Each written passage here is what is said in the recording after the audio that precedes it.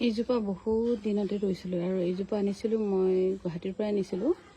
আমাৰ দোকানৰ অপজিট ফালে তেল ডিপুৰ ওচৰতহে য'তে ত'তে বগাই আছিলে। তাৰপিছত তাৰ পৰা আনি ৰুই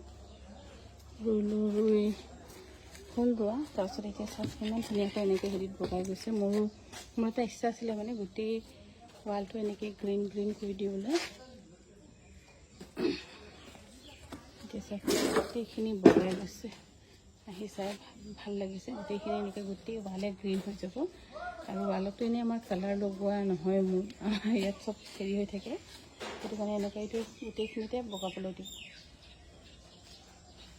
আৰু ইয়াৰ নামটো মই বিশেষ একো নাজানো। নামটো যদি জানে আপোনালোকে জনাবচোন দেই। আৰু চাগে 2 মাহমান লাগিব। 2 মাহমান হ'লে গোটেই ফিল আপ হৈ যাব।